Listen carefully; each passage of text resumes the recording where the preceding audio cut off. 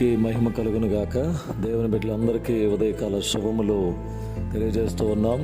జీవం గల దేవుని వాక్ అనే కార్యక్రమం ద్వారా ఈ నవంబర్ మాసంలో 25వ తారీఖు ఉదయకాల సమయం మరలా మనమందరం ఇలా కలుసుకోవడానికి దేవుడిచ్చిన ఈ గొప్ప శ్రేష్టమైన సమయంను బట్టి దేవునికి కృతజ్ఞతాస్తుతులు చెల్లిస్తూ ఉన్నాము.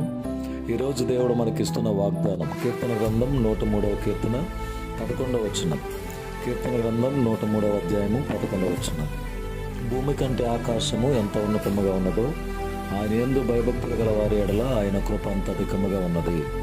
దేవుడు చక్కటి వాగ్దానం ఈ దినం మనకి ఇచ్చారు. నిజమే ప్రియులారా, భూమి కంటే ఆకాశం ఎంత ఉన్నతముగా ఉన్నదో మనకు తెలియదు. అంతకంటే ఉన్నతముగా ఆయన కృప మన మీద అధికముగా ఉన్నదని దేవుడు మనకు వాగ్దానం ఇచ్చారు. నిజంగా ఈ భూమి మీద మనకి ఏది ఉన్నా లేకపోయినా దేవుని కృప మన మీద అధికముగా ఉంటే దానికి మించిన ధన్యత మరొకటి లేదని నేను మీకు జ్ఞాపకం చేస్తున్నాను. కొన్ని కోట్ల కంటే కూడా విలువైనది దేవుని కృప. ఆయన కృప భూమి కంటే అధికముగా మన మీద ఉన్నదని దేవుడు వాగ్దానం ఇస్తున్నాడు. కనుక ఈ వాగ్దానం ఎత్తుపట్టి ప్రార్థన చేద్దాం. దేవుని కృపతో మనందరినీ దేవుడు నింపునుగాక. ఆమేన్. ప్రార్థన. మా ప్రేమగల తండ్రి, పరిశుద్ధ వందనాలు.